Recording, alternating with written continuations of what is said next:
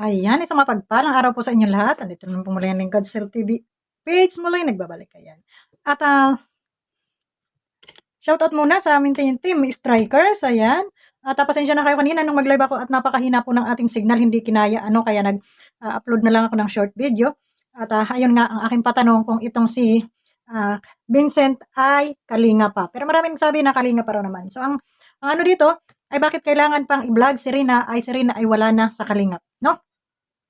Para ano, pag pag-umpisahan muli ng kaguluhan at nang mabas muli ang kalingap.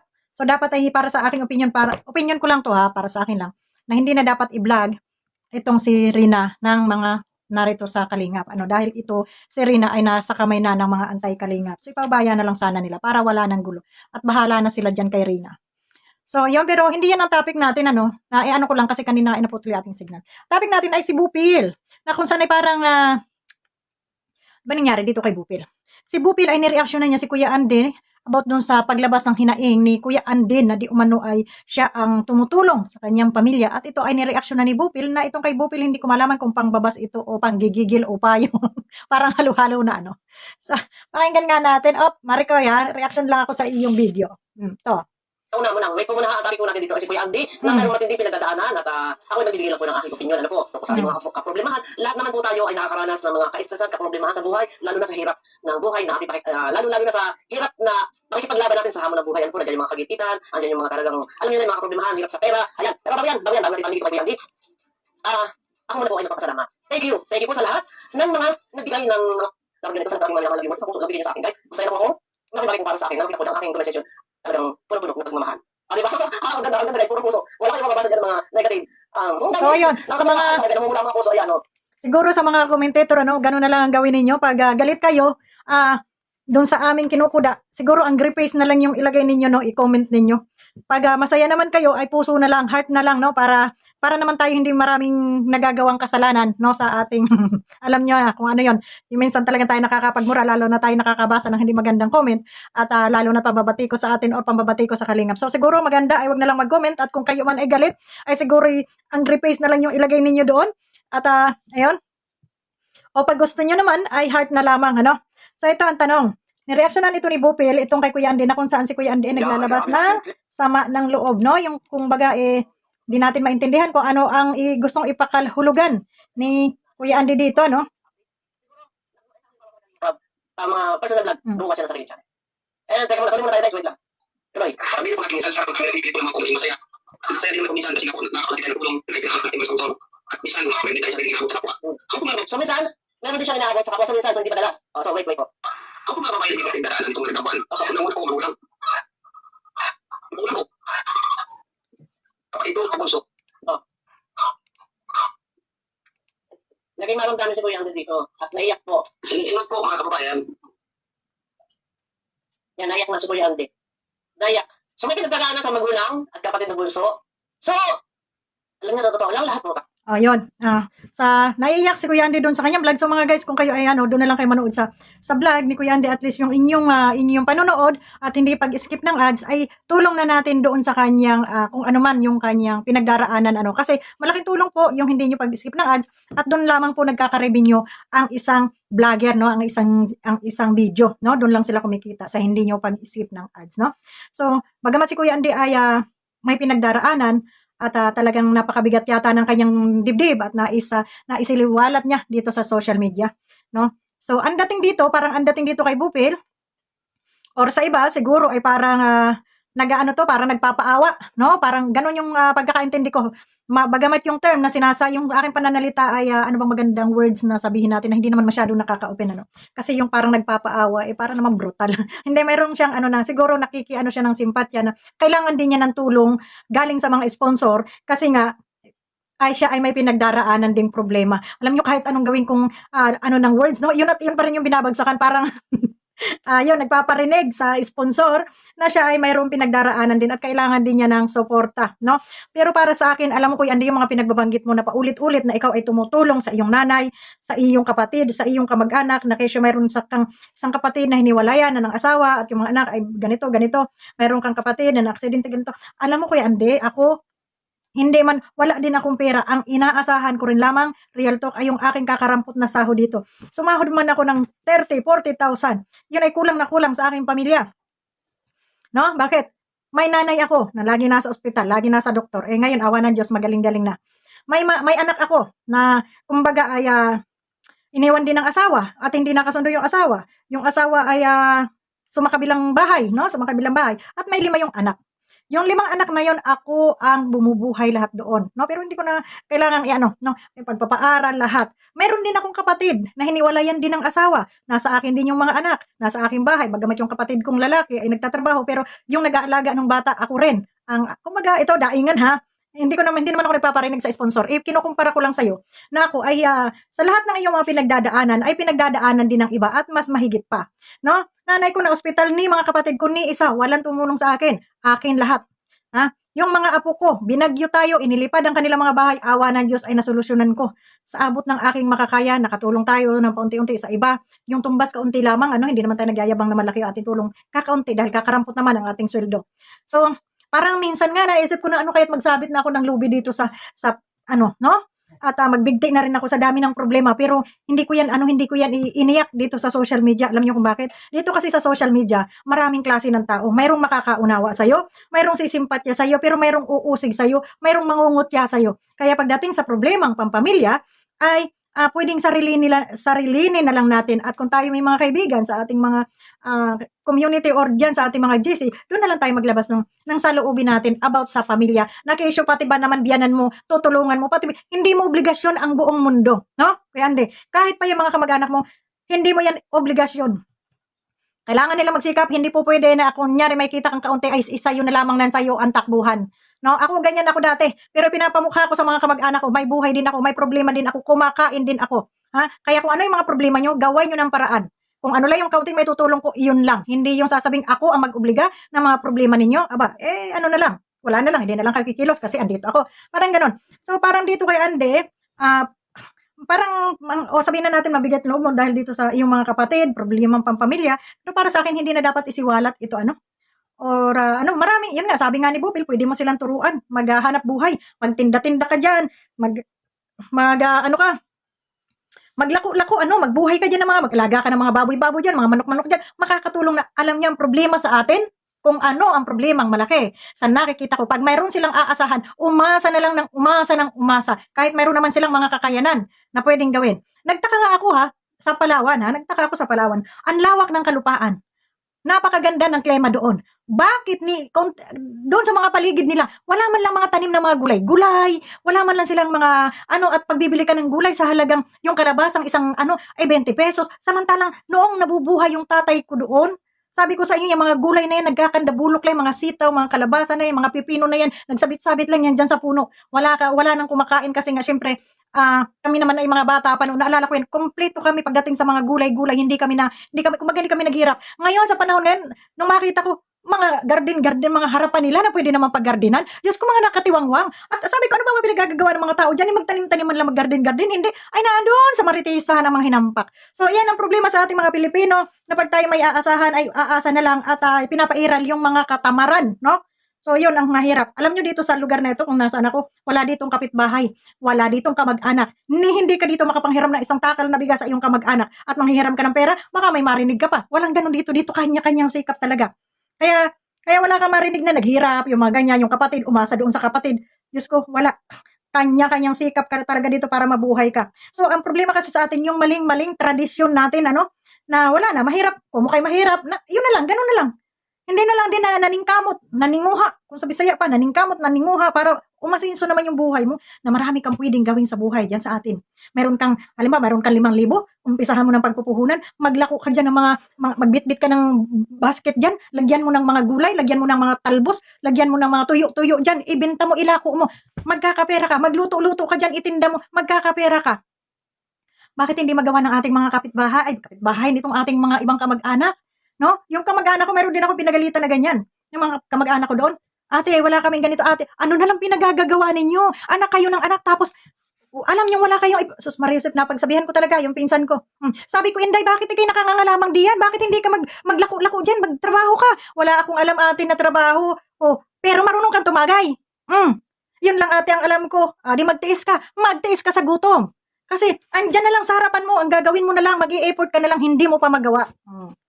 Kaya alam mo Kuya Ande, totoo lang, hindi lang ikaw ang ganyang may klaseng buhay na may problema, no? Na may kapatid, na iniwan ng, ako lahat na yata ng sinabi mo, kargo ko rin lahat, nasa akin din lahat, may nanay. Nag-iisa rin lang yung nanay ko. Wala na akong tatay, wala na, nanay ko na lang. Ako, akin lahat. At ang masakla pa, pag malakas yung nanay ko, andun sa mga kapatid ko. Tagabantay ng mga apo. Pero pag may sakit yung nanay ko, nasa akin. At missing kunduling, walang itulong itong aking mga kapatid. Ganon ka. So, pero hindi ako dumaing sa kahit kanino.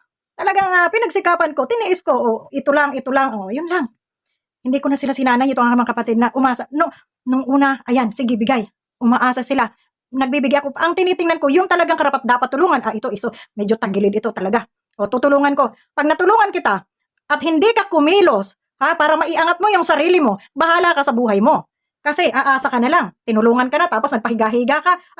Iyan ang nakakatamad tulungan. Sabi ko sa inyo, once na tinulungan ko kayo, samahan nyo ng pag-angat, samahan nyo ng sipag para tuloy-tuloy. At least, sa susunod, iba naman yung matulungan ko, hindi na yung kayo na lamang ng kayo. At saka, itong problema natin, pampamilya, huwag nating iasa sa kahit sinong tao. No? Huwag nating iasa sa mga sponsor o kung kanino pa man dyan. No? At nakakahiya, kahit tayo magdildil ng asin. Kahit tayo kumain ng ginamos araw-araw dyan. No? At malalakas pa naman tayo. Yung iyong mga kapatid, pwede pa naman magtrabaho yan. Pwera na lang doon sa nanay na talagang mahina na. Nanay ko 75 na rin. 75 na rin. Nandun sa akin ngayon. Kinuhaan ko pa ng tagabantay. May tagabantay yung aking nanay. Kaya hindi, nabali nga yung kanyang ganitong kamay niya na ipasiminto ko. So, ayun, hindi man ako medyo, aminin na natin, real talk tayo, medyo minsan tuliro tayo, gawa ng financial problem na, no? Pero hindi natin kailangang umiyak dito sa harapan ng kamera, hindi natin kailangan magmakaawa sa kung sino man dyan na tayo ay kaawaan. Yan yung inaayaw ko talaga na siguro ako nakakadaing ako sa mga kaibigan ko, pautangin nyo nga muna ako diyan at ganito. Pero yung tayo ay dito pasensya na Kuya Ande. Pero ito yung hindi ako sang-ayon dito sa iyong vlog na ito. Kasi dito nga sabi ko nga sa iyo, marami ang pwedeng sumimpatya, marami ang pwedeng maawa, at marami rin yung mangungutya at marami rin yung hindi pabor dito sa mga ganito kasi ito ipang pamilya, no? Yun nga, sabi nga ni Bupil, kung ikaw nga ay nakatulong sa ibang tao, ay ano pa yung pamilya mo ang hindi mo matulungan? Maging proud ka at nakatulong ka sa pamilya mo, pero hindi mo kailangang iiyak. No, hindi mo kailangang iiyak na parang magmakaawa ka at parang lang ito lang naman yung ramdam ko na parang gusto mo ay sponsoran ka na rin ng mga sponsor, wag ganun. Masakit, sorry pero parang ganun ganun kasi yung dating.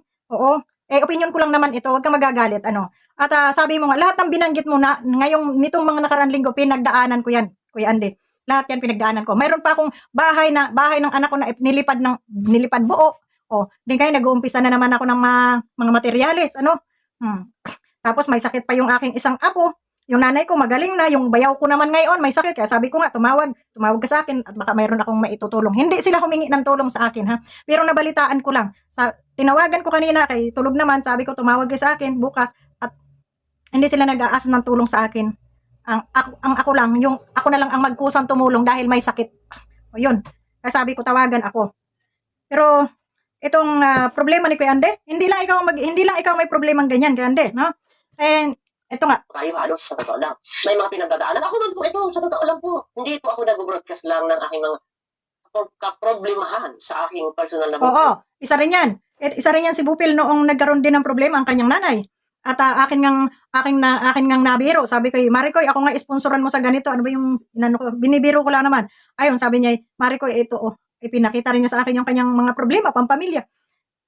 Lahat tayo may pinagdadaanan, lalo na at ang ating mga magulang ay medyo may edad na, ay talagang tayo dadaan sa ganyan. At sino pa naman ang magmamalasakit sa ating nanay, kundi tayo, no? Kundi tayong mga anak. Kaya yan ay hindi natin kailangang obligasyon natin yan bilang mga anak.